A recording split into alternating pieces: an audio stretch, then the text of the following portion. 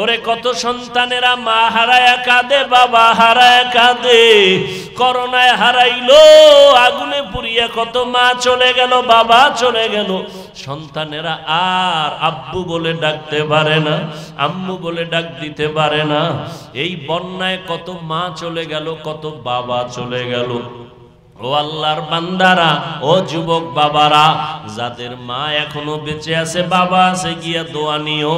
ঘরে গিয়া মাকে বলিও, মা আমি মনের রাগে কত খারাপ কথা তোমার সাথে বলেছি, তুমি হয়তো মাঝে মাঝে কষ্ট পাইয়া কান্না করেছো।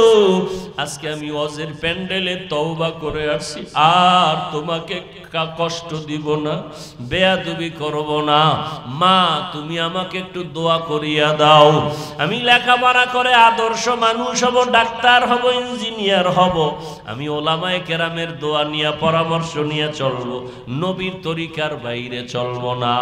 মা যদি মাথায় হাত দিয়া দোয়া করে, তোমার কপাল খুলিয়া যাবে। আর যার মা দুনিয়ায় নাই, কবরের কিনারায় যাইয়া দোয়া করিও, বাবার জন্য দোয়া করিও। ওই মা বাবা তোমার আমার জন্য জীবনটা শেষ করে দিয়েছেন। আজকে তোমার ঘরের ভিতরে ফ্রিজ ভরা মাছ, কত ফল, অথচ মা বাবা এমন এক সময় গেছে মাছ খাইতে চাইছে, কেনার মতো টাকা পায় নাই। ফল খাইতে চাইছে, কেনার মতো টাকা ছিল না। আজকে তোমার ঘরে ফলের অভাব নাই, মাছের অভাব নাই। কি লাভ হবে? ওই মা বাবা তো সাদা কাপড়ের প্যাকেটে কবরে পড়ে আছে। ওই মা বাবারে তো আর চাইলেও মাছ দিতে পারবা না, ফল দিতে পারবা না। একটু জবান খুলিয়া দোয়া করিও, আর চোখের পানি সারিয়া কাঁদিও। আর আমার আল্লাহকে বলিও, আল্লাহ আমার বাবারে তুমি মাফ করিয়া দাও, আমার মাকে মাফ করে দাও, জীবনে যত বেয়াদবি করেছি মাফ করে দাও। ও আল্লাহর বান্দা, জানি না কার অন্তর তৈরি হয়ে গেল তওবার জন্য। কেউ তওবা নসিব হবে, তারা তওবা করে আর নামাজ ছাড়বে না, দাড়ি কাটবে না, বেপরদায় চলবে না, মা বাবাকে কষ্ট দিবে না। আর একদল নিমক হারাম কপাল পোড়া আছে, হাজারো বয়ানে দিল নরম হবে না, চোখে পানি আসবে না। এরা তওবা না করিয়া বাইরে গিয়ে আরো বিরোধিতা শুরু করে দিবে। জানি না কার অন্তরটা নরম, কে তওবার জন্য দিলটা তৈরি করেছেন। যাদের অন্তরে তৈরি হয়ে গেছে তওবার নিয়তে, তাদেরকে আমি বলবো এখনো সময় আছে, অন্তর তৈরি করেন তওবার জন্য। যত শুনি ততই মজা লাগে। আবু জাহিল্লা কত বড় বেঈমান, আমার নবীর বড় দুশমন। এই যুবকেরা, তোমার দাম কত তুমি জানো? নিজের মূল্য যদি নিজে না দাও, কে দিবে? তোমার দাম কত তুমি জানো? মদিনাওয়ালা নবী, বেঈমানরা যে নবীর পাগল, আসমান পাগল, জমিন পাগল, সমস্ত বিধর্মীরা রসুলের পাগল। সেই নবী কি বলছে জানো? বুড়ারা আমি মুহাম্মদের বিরোধিতা করেছে, যুবক আমি মুহাম্মদের উপকার করেছে। আবু জাহিল্লা বুড়া নবীর দুশ্মনী করে, বুড়ারা নবীর দুশ্মনী করে, জুয়ানেরা নবীর উপকার করে। 7 বছর বয়স থেকে 13-12 বছর পয়গম্বরের চাচাতো ভাই নবীর হাতে হাত লাগায় কয়, রে ভাই আমি এতদিন ভাই ছিলাম হযরত আলী, এখন আমি আপনার সাহাবী হয়ে গেলাম। 7 থেকে 11, কেউ 8 বছর, কেউ 11 বছর বলছেন। আলী আইসা নবীর হাতে হাত দিয়া কালেমাওয়ালা হয়ে গেলেন, শক্তি বেড়ে গেল। জুয়ান, তুমি জুয়ান কি করো? আচ্ছা, তুমি যদি নবীর উপকার করতে নাও পারো, অনুরোধ থাকবে ক্ষতি করিও না। কুওয়াতে নে কি নাদারি বদমকুন, বরওজুদে খুদসতম বেহদমকুন। পারলে নামাজ পড়ো, নবীর আদর্শে দাড়িটা লম্বা করো, পারলে মাথায় টুপি লাগাও, যদি না পারো কোনো গালি নাই, গালি দেওয়ার অনুমতি নাই। বাবা তুমি টুপি যদি মাথায় না দিতে পারো, আমরা দোয়া করি এক সময় তুমি দিও, কিন্তু এমন ব্যবহার যেন না হয় তোমারে দেখে যেন অন্যের টুপির থেকে আগ্রহ নষ্ট না হয়। তুমি এমন ব্যবহার করবা না যে মানুষ টুপির থেকে আলাদা হবে, দাড়ি থেকে আলাদা হবে, বরং তুমি এমন ব্যবহার দাও, ভাই আমি দাড়ি রাখতে পারি না, দাড়ি রাখা বড় সওয়াবের কাজ, তুমি রাখছো মাশাআল্লাহ অনেক সুন্দর লাগে, অনেক ভালো লাগে, দোয়া করিও আমিও যেন রাখতে পারি। আর তুমি যদি উল্টা বয়ান দাও, কিরে বুজুর্গ হয়ে গেলি অল্প বয়সে, বিয়ে করছো কয় না, সর্বনাশের আগে দাড়ি, তোর কপালে বিয়ে নাই, তো একটা পেরেশানির মধ্যে পড়বে, দাড়ির কারণে বিয়ে নাই। আসলে কি সত্য দাড়ির কারণে বিয়ে হয় না?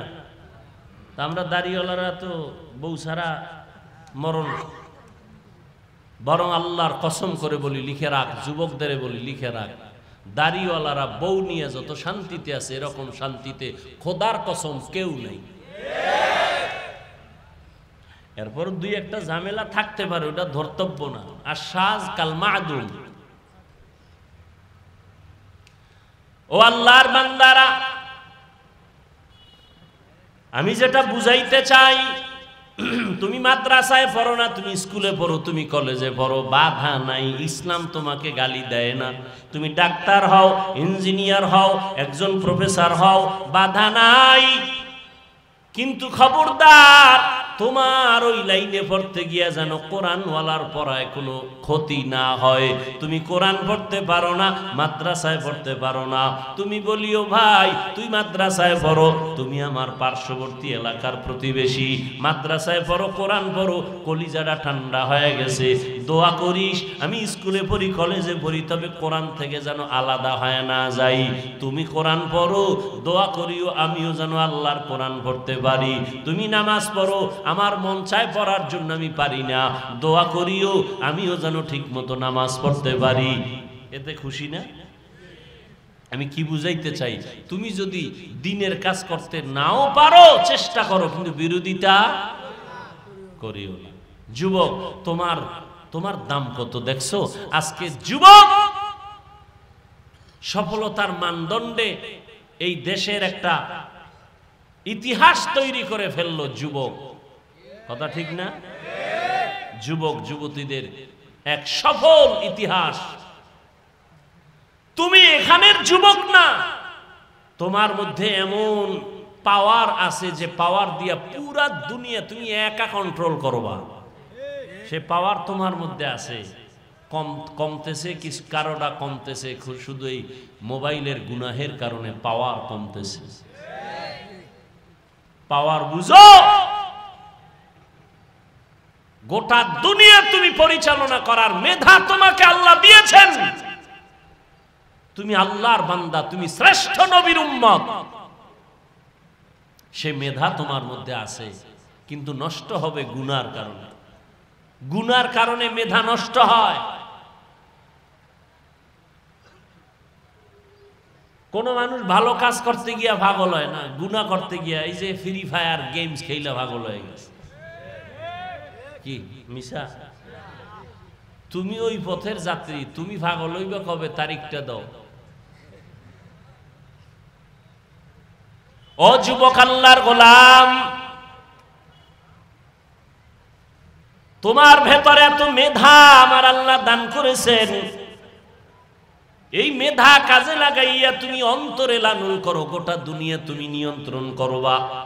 তুমি ডাক্তার হইল শুধু গাজীপুর সিটির তুমি ডাক্তার না, তোমার অন্তর এত বড় করে থাকো যে গোটা দুনিয়াতে আমি ডাক্তার হিসাবে পরিচয় লাভ করব, মানুষ আমাকে ফ্রি ভিসা দিয়া বিদেশের ঘরে নিবে আমি ডাক্তার হিসাবে।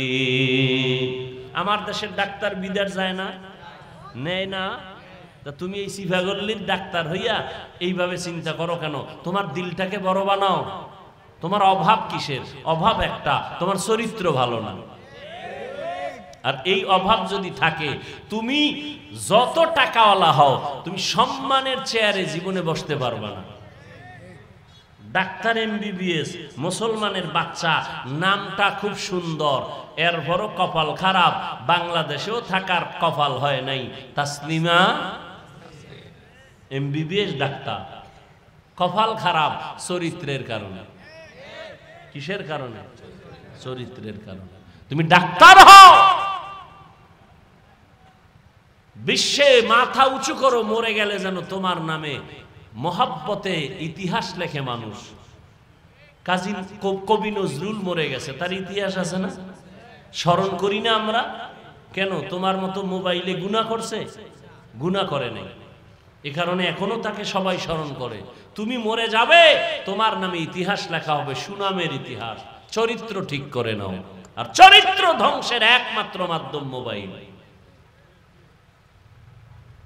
অথচ তুমি যদি মোবাইলেই সময় দাও, সুন্দর সময় দিতে পারো, জ্ঞান অর্জন করতে পারো, গুগলে ঢুকতে পারো, মানুষের এই স্ট্রাকচার কেমনে তৈরি হলো, চোখ কেমনে তৈরি হলো, ব্রেন কেমনে তৈরি হলো, গুগলে সার্চ দাও, এগুলো দেখো।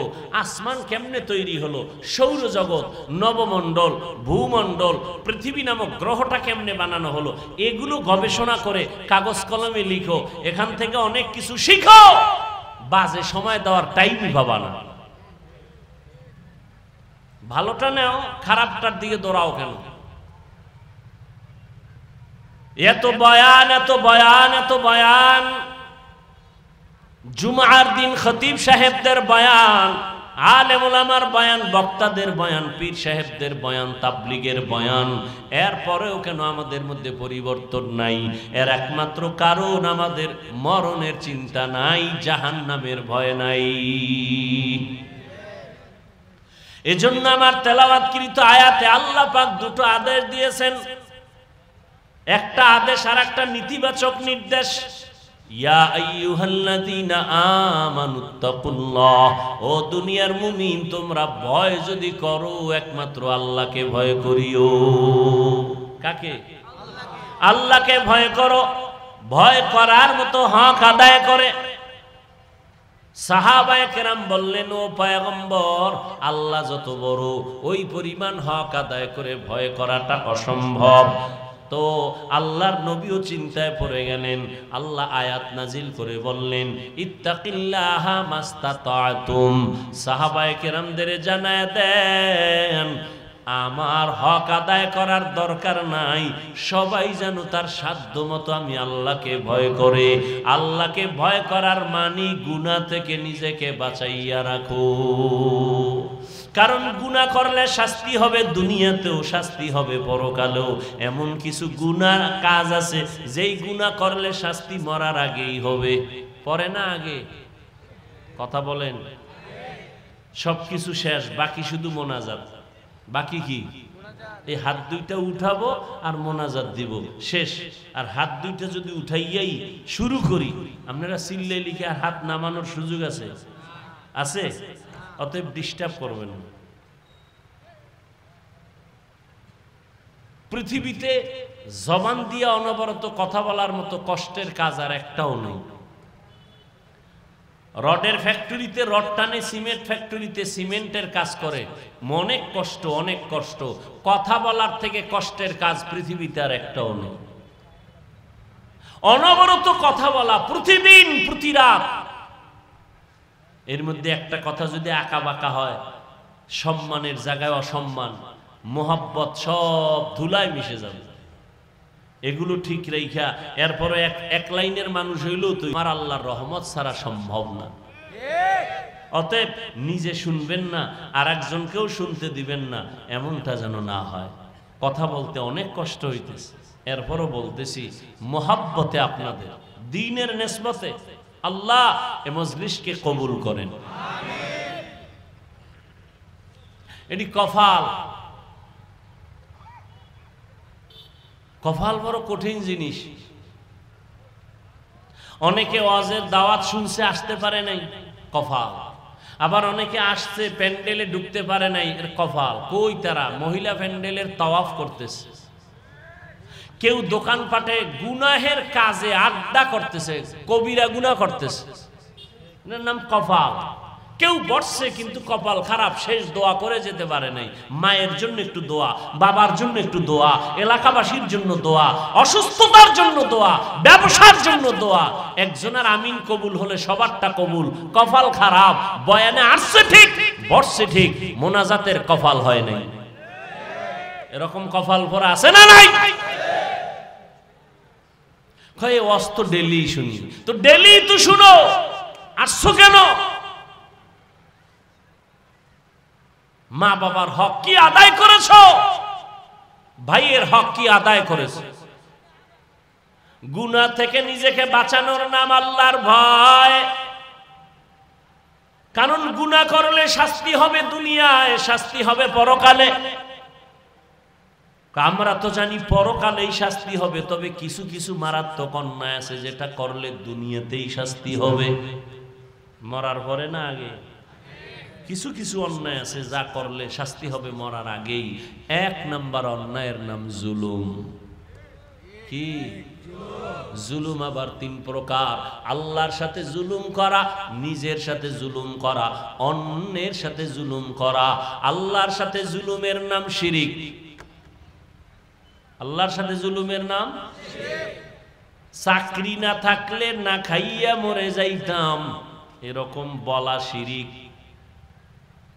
মইরা যাবেন এ ক্ষমতা কার হাতে? বাঁচায় রাখবেন কে? অমুক দল ক্ষমতায় থাকলে বাঁচতাম, আর না থাকলে মরতাম। দলের উপরে সব মরণ বাসনের নির্ভরতা করে নিলেন কেন? মরণ বাসনের ক্ষমতা কার হাতে? ছেলেটা বিদেশে না থাকলে, চাকরি না করলে আমি মরে যাইতাম। এ কথাগুলো যদিও কঠিন, আপনি মারাত্মক ডাইরেক্ট অন্যায় না করলে আমার আল্লাহ বেজার হয়ে যায়। ও বান্দা, তোরে ধনী বানাইছি আমি, তোরে হাঁটার মতো শক্তি দিয়েছি আমি।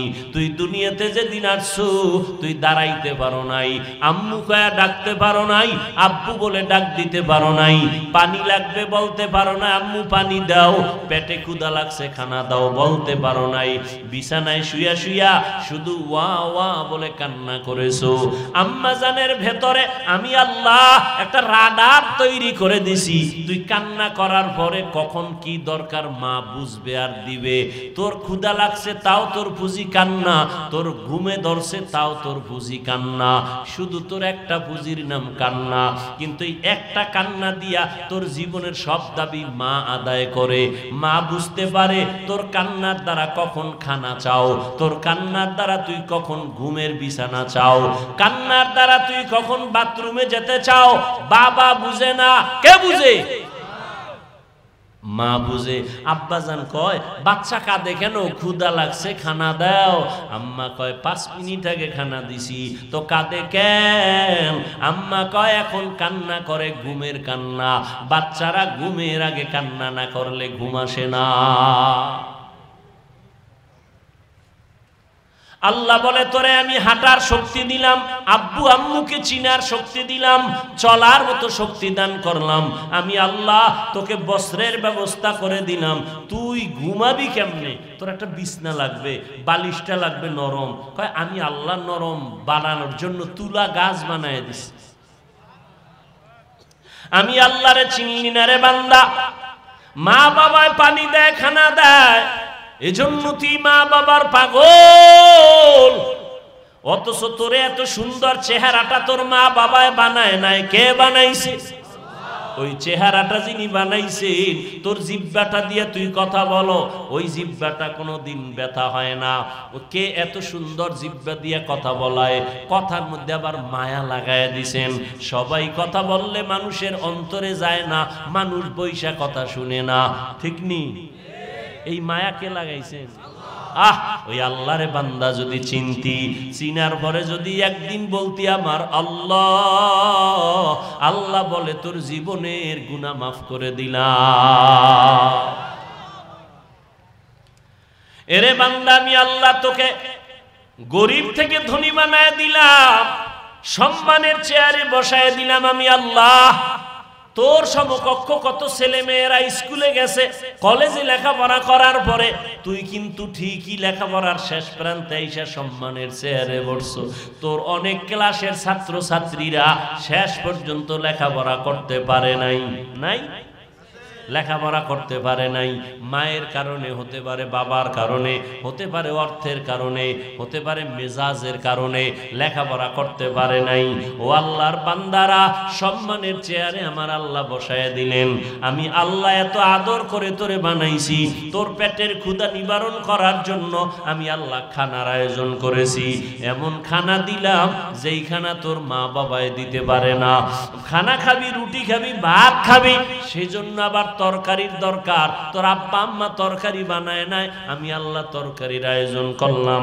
মশলা তোর বাবায় বানায় নাই, পেঁয়াজ রসুনের ব্যবস্থা করে দিলাম। ও বান্দা, ভাত 3 বেলা খাইয়াও বান্দা তোর শাকসবজি দিয়ে খাবি, এরপরও তোর ভাল লাগে না। কয়দিন এক তরকারি খাওয়া যায়? আল্লাহ কয়, নজর করে দেখ, সমুদ্রের ভেতরে কোটি ধরনের মাছের আয়োজন আমি আল্লাহ করেছি, তোর বাবায় করে নাই, কোনো সরকার করে নাই। কে করছে? বাচ্চাওয়ালা মুরগি জবাই দিয়ে খাও, বাচ্চা পাগলের মতো করে, আম্মু নাই। আমি আল্লাহ বেজার হই নাই। একটা গাভীর থেকে দুধ টান দিয়ে 20 কেজি ঘরে নিয়ে আসছো, বাচ্চায় মায়ের দুধ পায় না। আমি আল্লাহ তোর উপরে বেজার না? আমি বানাইছি তোর জন্য, তুই খা। ও বান্দা, মাছ কতদিন খাবি? কত ধরনের মাছ আমি আল্লাহ পাক আবার গোশতের আয়োজন করেছি। গরুর গোশত খাবি খা, উটের গোশত খাবি খা, কত ধরনের গোশত হালাল করে দিলাম। কয় গোশত আছে, সবজিও আছে, মাছও আছে, খানাও রেডি, কিন্তু রুচি নাই। কি নাই? ডাক্তার ট্যাবলেট দাও, আল্লাহ কয় ট্যাবলেট লাগবে না, কাঁচামরিচ বানাইছি তোর রুচি বাড়ার জন্য। একটা শশা ল, একটা টমেটো ল, একটা কাঁচামরিচ লইয়া সালাদ বানাইয়া এইবার খানার প্লেটে টান্ডা দিবি, তরকারি নেওয়ার আগে দেখবি 2 প্লেট খালি। রুচির ট্যাবলেট কে দিছে? ওই আল্লাহ। আল্লাহরে কি দিছো? এই বিমুখ হারাম যুবক, ওই আল্লাহকে কি দিছো?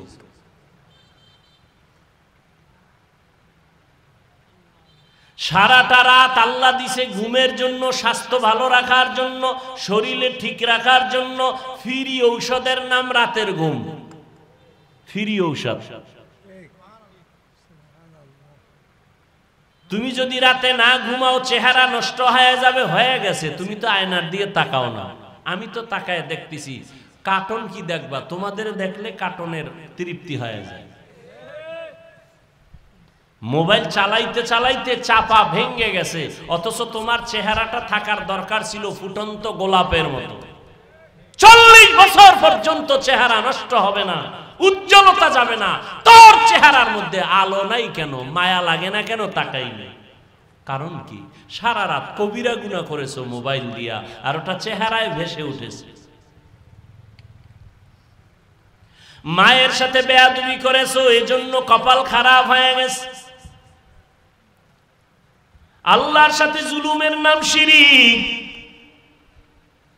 জুলুম করলে শাস্তি হবে মরার আগে, পড়ে না। নিজের সাথে জুলুম, অন্যের সাথে জুলুম, ভাইয়ের সাথে ভাই হইয়া জুলুম করেছো, লিখে রাখ, শাস্তি হবে মরার আগে। ভাই হইয়া বোনের উপরে জুলুম করেছো, বোনের হক আদায় করো না, শাস্তি হবে মরার আগে। খালি আওয়ামী লীগের চিন্তা করো, তোমার জুলুমের হিসাবের চিন্তা করো না।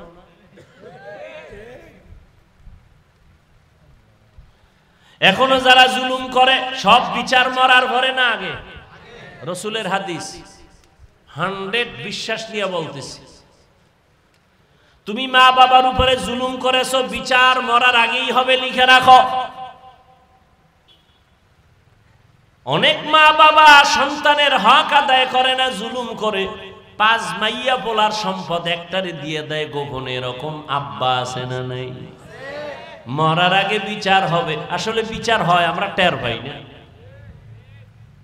কোনো অন্যায় নাই, হঠাৎ করে আমার বাচ্চাটার পাও ভাঙলো কেন? কয় তুই জুলুম করছো, তার বিচার শুরু। দোকানে আগুন লাগছে কেন? কয় জুলুম করছো, তার বিচার শুরু। ও যুবক, বারবার বারবার যুবকের আমি টার্গেট করে কথা বলি কেন? আমার নবী বলেছেন যুবকের দ্বারা মুহাম্মদের উপকার হয়েছে, আর এই জমিনে যুবকরাই এই জাতির পরিবর্তন নিয়ে আসবে। ও পর্দার আড়ালের আম্মা জানেরা, আপনাদের সন্তানগুলোর আদর্শ চরিত্র ভালো হতে হবে। একটা যুবকের আদর্শ দ্বারা সম্ভব গোটা দুনিয়াকে সুন্দর করা। আকাশেতে লক্ষ তারা, এক চাঁদের আলো, লক্ষ মানুষ থেকে একজন আল্লাহর প্রিয় বান্দা বান্দি ভালো। ও আল্লাহর গোলাম, আমি যে আপনাদের যত বয়ান দিয়ে বুঝাইতে চাই, আপনারা কি বুঝতেছেন আমি জানি না, বুঝি না। আমি কি বুঝাইতে চাই, স্কুলে যারা পড়েন, আমি কিন্তু এখানে কাউকে হুজুর বানাবার বয়ান করি না। আমি আপনাদের আমার মতো দাড়িওয়ালা পাগড়িওয়ালা বানাবার বয়ান করি নাই। আমি কিন্তু আপনাদের স্কুল থেকে মাদ্রাসায় ঢুকার পরামর্শ একবারও দেই না।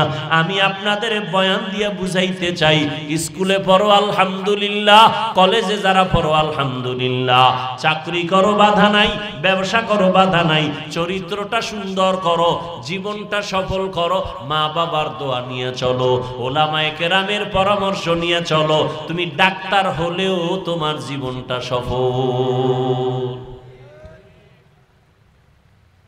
ও আল্লাহর বান্দারা, এজন্য লাগবে আল্লাহর ভয়। আল্লাহর ভয়ের মূল অর্থ হলো গুনাহ থেকে নিজেকে বাঁচাও, চোখের গুনাহ থেকে চোখের হেফাজত করো, হাতের গুনাহ থেকে হাতকে বাঁচাও।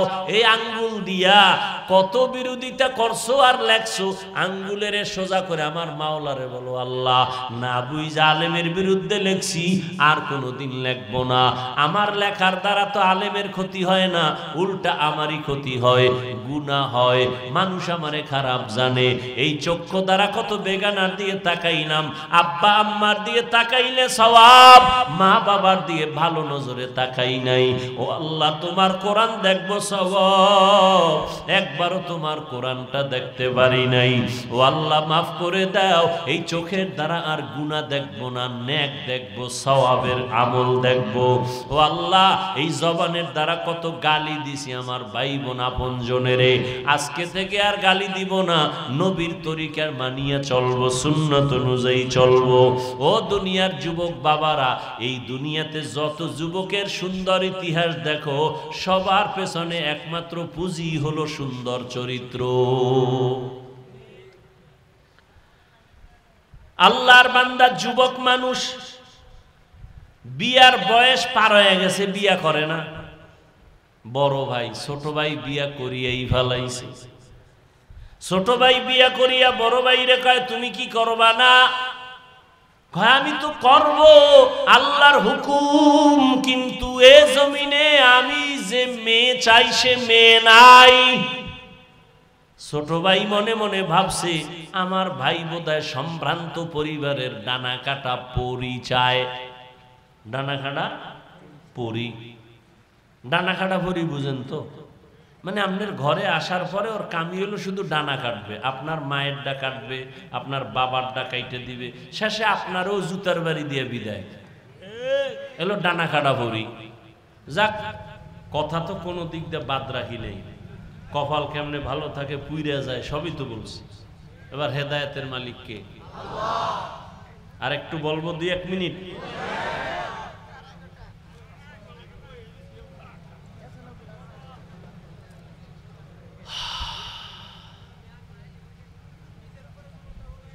ও আল্লাহর বান্দারা, আল্লাহর সাথে জুলুম হলো শিরিক। এক আল্লাহ আছেন, তিনি রিজিকের মালিক, আর কেউ রিজিকের মালিক নাই। তিনি হায়াতের মালিক, আর কেউ হায়াতের মালিক নাই। তিনি সম্মান দেয়ার মালিক, আর কেউ সম্মান দেয়ার মালিক নাই। যদি কেউ মনে করে অন্য কেউ সম্মান দিতে পারে, রিজিক দিতে পারে, মনে করার নাম শিরিক। যারা মনে করবে তাদের নাম মুশরিক। আল্লাহ কোরআনে বলেন মুশরিকদের জন্য জান্নাত হারাম। ওমাই ইউশরিক বিল্লাহ ফাকাদ হাররামাল্লাহু আলাইহিল জান্নাহ। এরে নবীর উম্মতের দল, নিজের সাথে জুলুম মানি।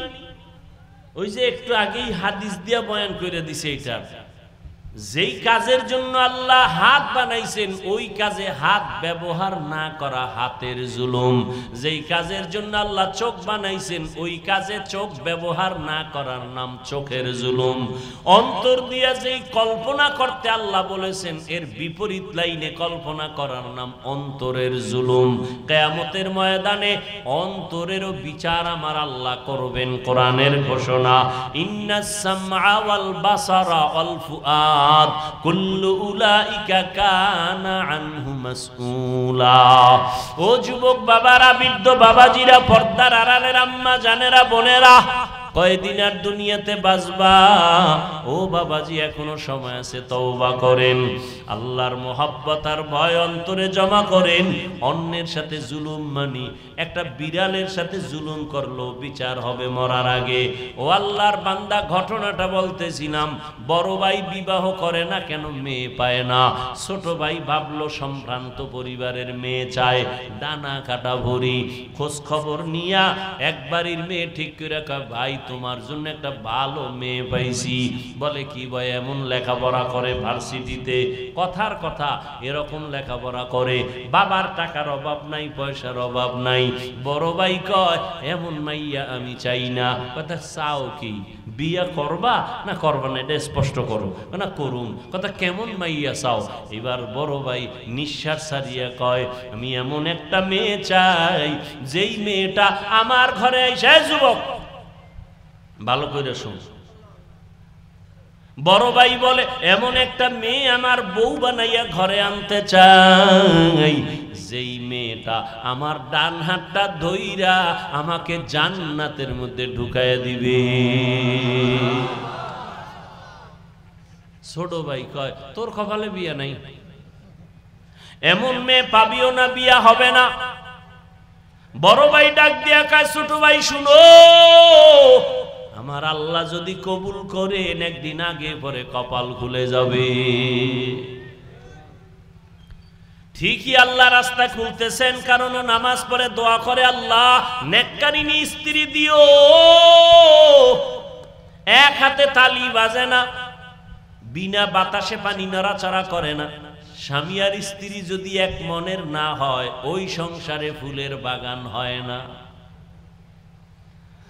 আল্লাহর বান্দা দোয়া করে, হঠাৎ করে খবর আসছে পার্শ্ববর্তী এলাকায় একজন বুজুর্গ আল্লাহওয়ালা আসছে, দোয়া করায়, সবাই দোয়া চায় তার কাছে।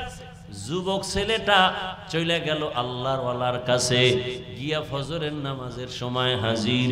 হুজুর, আমি অমুক এলাকার সন্তান, আমার কপালে কোনো মেয়ে পাই না, দোয়া করবেন। আমি এমন একটা মেয়ে চাই যে আমার হাত ধরে আমাকে জান্নাতে নিয়ে যাবে। এমন একটা মেয়ে যেন আল্লাহ মিলায় দেয়, আপনি একটু দোয়া করবেন। বলে, এটা কেমনে সম্ভব? হুজুর দোয়া করবেন। হঠাৎ করে কথা বলতে না বলতে জানালার বাহির থেকে একটা মেয়ের কণ্ঠ ভেসে আসলো। মেয়েটা ডাক দিয়া কয়, সালামু আলাইকুম। ওয়া আলাইকুম আসসালাম। হুজুর, আমি এক অসহায় নারী, একটা যুবতী মেয়ে, আপনার থেকে একটু দোয়ার জন্য আসছি, ভালো বিবাহের কোনো পাত্র যেন হয়। এবার আল্লাহর ওলি কয়, মা তুমি কেমন স্বামী চাও? বলে, আমি এমন একটা ছেলে চাই যে আমার স্বামী হইয়া আমার হাত ধরে আমাকে জান্নাতের মধ্যে ঢুকায় দিবে। এই যুবক, কিসসা কাহিনীর ওয়াজ ভাল লাগে? বাংলাদেশের মানুষ এডি ভালো পায়, এডি ভালো পায়। এই যত বয়ান করছি না, এখন যদি বয়ানটা সাইডা দেই, কবি হুজুর ঘটনাটা শেষ করে এরপরে যান। কথা ঠিক নেই? আমি এক বয়ানে বলছিলাম, কোরআন শরীফ হলো পৃথিবীর কিসসা কাহিনীর বড় কিতাবের নাম কোরআন। ওগুলো বুঝাবার সময় আমার হাতে নাই। ওলামায়ে কেরাম ভালো করে জানেন, কোরআন শরীফে গরুর কিচ্ছা নাই?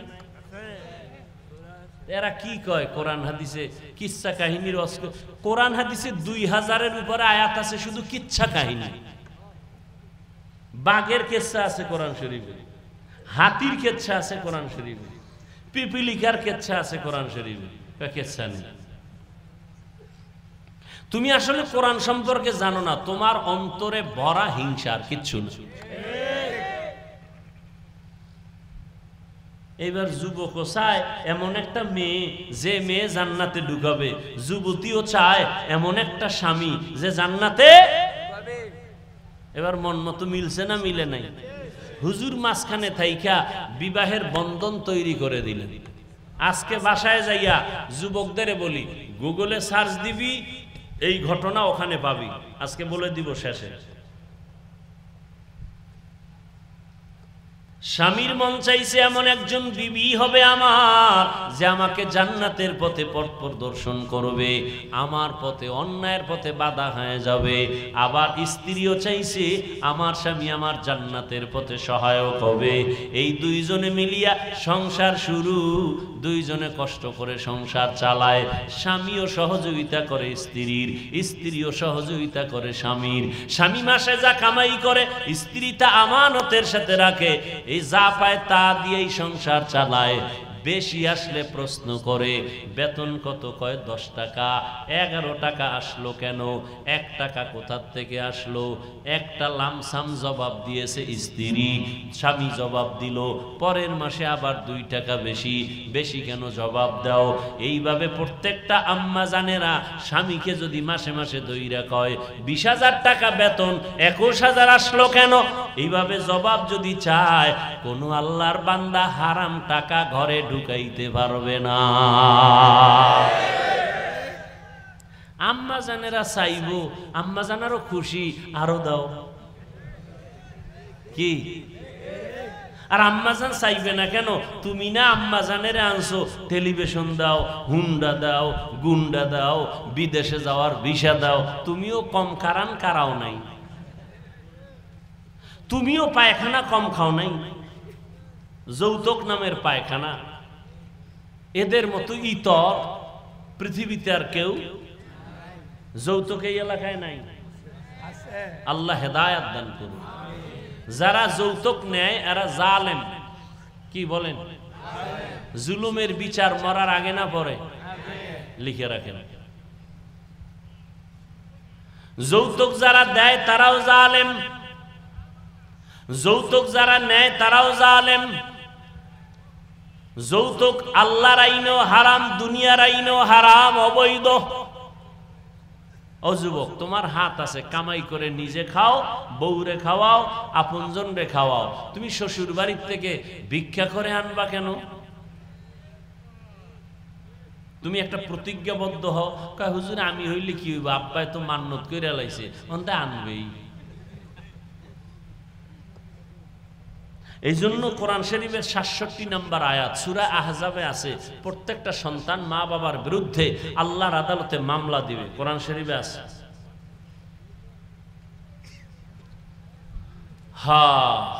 দোনোজনে স্ত্রী স্বামী দোনোজন সংসার করে। আজান হয়ে গেছে, যত কাজ। ফজরের সময় স্ত্রী যদি আগে উঠে স্বামীরে ডাকে নামাজের সময় নামাজ পড়ো। স্বামী যদি উঠে আগে স্ত্রীকে ডাক দেয় নামাজের সময় নামাজ পড়ো। এইভাবে যদি সংসার চলে, ওই সংসারে কোনোদিন অশান্তি হবে না। দোনোজনে নামাজ পড়ে আর আল্লাহর কাছে দোয়া করে, আল্লাহ এটা নেককার সন্তান দিও। আমরা মরিয়াও গেলে যেন সন্তানের আদর্শের কারণে মানুষ আমাদের দোয়া করে। আমরা এমন স্বামী আর স্ত্রী, আমি জীবনভর দোয়া করছি নেককার স্ত্রী চাই, স্ত্রী দোয়া করছে নেককার স্বামীর জন্য। ও আল্লাহ, তুমি আমাদের মিলাই দিছো, এখন একটা সন্তান চাই নেককার। দুইজনে কান্না করে দোয়া করছে, আল্লাহ এমন একটা সন্তান তাকে দান করছেন, যেই সন্তান আদর্শ নিয়ে বড় হইয়া জালেমদের হাত থেকে প্রথম কিবলা বাইতুল মুকাদ্দাসটাকে হস্তগত করে নিল, স্বাধীন করলো। এই একটা ছেলেই যথেষ্ট। গুগলে গিয়ে আজকে নাম দেখা ইতিহাস পর, ওই ভাগ্যবান সন্তানের নাম হলো সৈয়দ সালাউদ্দিন আইয়ুবী রহমাতুল্লাহ আলাইহি। সালাউদ্দিন আইয়ুবীর নাম শুনছো? সালাহুদ্দিন, দ্বীনের পরিশুদ্ধকারী, ধর্মের পরিশুদ্ধকারী, বাইতুল মুকাদ্দাসকে স্বাধীন করেছে সালাউদ্দিন আইয়ুবী। গুগলে নাম দিয়া সার্চ দিয়া ইতিহাস পর, সব লেখা আছে। বলছি না মোবাইল থেকে ভালো দিকটাও নেওয়া যায়, তুমি খারাপ দিকে যাও কেন? লাভ কি? রাত শেষ, কি দেখছো কি বলছো সব শেষ, চরিত্র কিছুই নাই। সালাউদ্দিন আইয়ুবীর মতো সন্তান কার পেটে আসছে এবার বুঝো তো।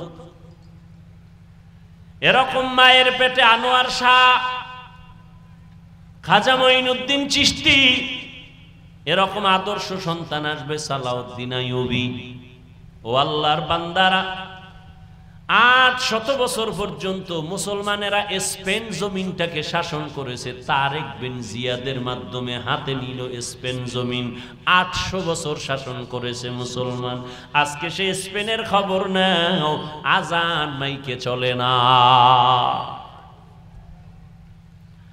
ও যুবক বাবারা, মনটাকে বুঝাও, বালিশে মাথা লাগাইয়া যখন ঘুমাও মনেরে প্রশ্ন করিও, এই ঘুমটা তো জীবনের শেষ ঘুমও হইতে পারে। অনেকে ঘুমের ঘরেও তো মরে যায়। তুমি যদি মরো আল্লাহর কাছে কি জবাব দিবা? কবরে গিয়া কি বলবা? ও আল্লাহর বান্দারা, আমরা যা বলি আমার মাওলার কোরআন থেকে, নবীর হাদিস থেকে, একটু জবাব দাও যুবক বাবারা। আল্লাহর কোরআন সত্য না মিথ্যা? কত পার্সেন্ট সত্য বলো? ওই কোরআন শরীফের মধ্যে জান্নাতের বয়ান আসেনি? সত্যটা বলিও, ওই কোরআনে জাহান্নামের বয়ান আসেনি? এগুলো মিথ্যা, সব সত্য। জাহান্নামে কে যাবে, জান্নাতে কারা যাবে তাও আল্লাহ বলছেন। ইন্নাল আবরারা লাফি নাঈম ওয়া ইন্নাল ফুজ্জারা লাফি জাহিম। নেক আমলওয়ালারা জান্নাতের পথিক, গুনাহগার যারা তারা জাহান্নামের পথিক। জান্নাতটা কেমন আরামের ঘর আল্লাহ তাও কোরআনে বয়ান। জান্নাত আল্লাহ নেক আমলওয়ালাকে দিবেন, যেই জান্নাতে কোনোদিন কেউ যুবক হইয়া ঢুকবে, কোনোদিন বুড়া হবে না। জান্নাতীদের গালে কোনোদিন দাড়ি আসবে না, কোনোদিন বাথরুমের ব্যাগ হবে না। শান্তি আর শান্তি আর শান্তি, নেক আমলওয়ালারা জান্নাত পাবে।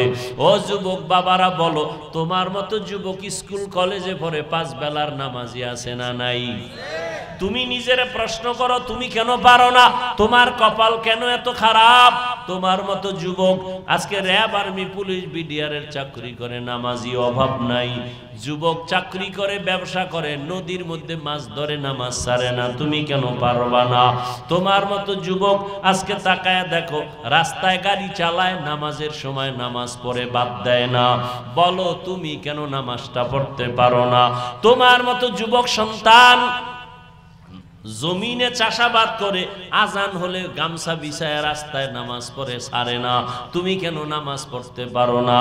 ও যুবক বাবা, তোমার মতো সন্তান স্কুল কলেজে পড়িয়াও মা বাবার খেদমত করে। দাড়িওয়ালা নামাজি অভাব নাই। ঢাকা বিশ্ববিদ্যালয়ে যাও, জাহাঙ্গীরনগর বিশ্ববিদ্যালয়ে গিয়া দেখো কত ছাত্র আছে লেখাপড়া করে, মাথায় পাগড়ি লাগানো, লম্বা দাড়ি, নামাজি নাই? পেছন দিক দিয়া তাকাইলে মনে হয় বাইতুল মুকাররমের খতিব, অথচ বান্দা ভালো করে আরবিও পড়তে পারে না। নামাজের সময় নামাজ পড়ে। পর্দার আড়ালের আম্মা জানেরা, আপনাদের মতো কত মা এই এলাকায় ঘুরলে এখনো পাওয়া যাবে 5 বেলার নামাজ পড়ে নাই। এরে আম্মা জানেরা, আপনারা কেন পারেন না? আপনাদের দাম কত তা জানেননি? আপনারা তো সাধারণ কোন নারী না, আপনারা তো সাহাবায়ে কেরামদের স্ত্রীর মতো দামি, এমনকি নবীর মায়ের মতো আপনারা দামি। আম্মা জান খাদিজা রাদিয়াল্লাহু তাআলা আনহার মতো আপনারা দামি, ফাতেমা রাদিয়াল্লাহু আনহার মতো আপনারা দামি। এরে আম্মা জানেরা, আপনারা ঈসা নবীর মা মারিয়াম আলাইহিস সালামের মতো দামি, যেই মারিয়াম কিয়ামতের দিন আমার নবীর সাথে বিবাহের ব্যবস্থা হবে। ও আম্মা জানেরা, আপনারা তো হাফেজে কোরআনদের মা, আপনারা তো আলেম ওলামাদের মা, আপনাদের অনেক মূল্য, অনেক দাম আল্লাহ দিয়েছেন, নবী দিয়েছেন, দুনিয়াতে আর কেউ আপনাদের সম্মান দিতে পারে নাই। আপনি কি পারেন না একটা নেক আমলওয়ালা, নেক আদর্শ সন্তানের মা হয়ে কবরে যাবেন? আপনার সন্তান ডাক্তার হবে, তবে বেয়াদব যেন না হয়। ও মা, আপনার আদর্শ দিয়া সন্তানটাকে ইঞ্জিনিয়ার বানাবেন, মরিয়া গেল সন্তান আপনার জন্য কোরআন পড়ে দোয়া করবে, দুনিয়ার মানুষও দোয়া করবে। ওরে আম্মা জান, এখনো সময় আছে, তওবা করে নেন। ও বৃদ্ধ বাবাজিরা, আপনার মতো কত বুড়া মানুষ এত কষ্ট করিয়া লাঠি হাতে নিয়ে মসজিদে গিয়া 5 বেলার নামাজ পড়ে, অভাব নাই, আপনি কেন পারবেন না? ব্যবসা করে, মিথ্যা বলে না, হারাম খায় না, আপনি কেন পারবেন না? এখনো সময় আছে, তওবা করে নেন, আল্লাহর কাছে অন্তর নরম করে বলেন, আল্লাহর কোরআন সত্য, গুনাহ নিয়ে কবরে গেলে জাহান্নামের আগুনে জ্বলতে হবে, তাও সত্য। আপনারা আমার নবীজি যার গুনাহ নাই, ওই নবীও হাসরের ময়দানের আযাবের ভয়ে চোখের পানি ছেড়ে কান্না করেন। আম্মা জান আয়েশা রাদিয়াল্লাহু আনহা বলেন, নবী আপনি কাঁদেন কেন? বলে, কিয়ামতের দিন ভয়ঙ্কর হালাত হবে, আমার উম্মতের উপায় কি হবে, এই ভয়ে কান্না করি। কারণটা কি? কিয়ামতের ময়দানে ঈসা নবী নিজের ভয়ে কান্না করবেন, মূসা নবী নিজের জন্য কান্না করবেন। এতটা ভয়ঙ্কর হবে হাসরের মাঠ, সমস্ত নবীরা পর্যন্ত কান্না করবেন। উম্মতেরা নবীদের কাছে যাবে সুপারিশের জন্য। ঈসা নবী বলে আমি পারবো না, মূসা নবী বলবেন আমি পারবো না, ইব্রাহিম নবী বলবেন আমার দ্বারা সম্ভব না। নবী যে বলেন, আয়েশা সর্বশেষ উম্মতেরা আমি মুহাম্মদের তালাশ করবে, চতুর্দিকে সূর্যের গরম সহ্য করা যায় না, জমিনটা তামা হয়ে যাবে, ওদিকে জাহান্নামের আগুনের আওয়াজ, সবাই সব নবীদের পেছনে ঘুরিয়া আশ্বাস না পাইয়া সবাই আমারে তালাশ করবে। আম্মা জান আয়েশা বলেন, নবী আপনি কোথায় থাকবেন, উম্মতেরা কোথায় আপনাকে পাবে? নবী বলেন, আয়েশা আমি থাকবো আমার আল্লাহর সামনে, কুদরতের সামনে, মাকামে মাহমুদে সেজদায় পড়ে কাঁদবো। ঈসা নবী নিজের জন্য কাঁদবেন, মূসা নবী নিজের জন্য কান্না করবেন, আমি মুহাম্মদ আখিরি নবী, আমার জন্য আমি একবারও কান্না করব না।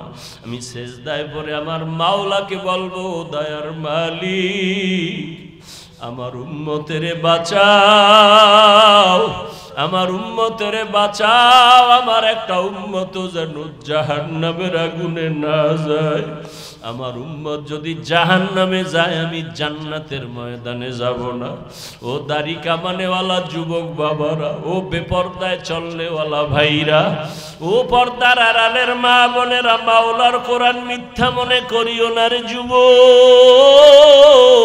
আজকে আমিও তো তোমার মতো প্যান্ট শার্ট টাই লাগায়া দাড়ি কাইটা যদি চলতাম পারতাম, কেউ বাধা দিত না, কিন্তু এরপরও গরম লাগে, তারপরও টুপি কেন ফালাই না, দাড়ি ফালাই না, লম্বা জামা ফালাই না? একমাত্র কারণ আল্লাহর কোরআন সত্য, নবীর কথা সত্য। গুনাহ নিয়ে কবরে গেলে জাহান্নামের আগুনের যন্ত্রণা আর আযাব তাও সত্য। হাসরের ময়দানে গুনাহগারের অবস্থাটা বড় কঠিন হবে।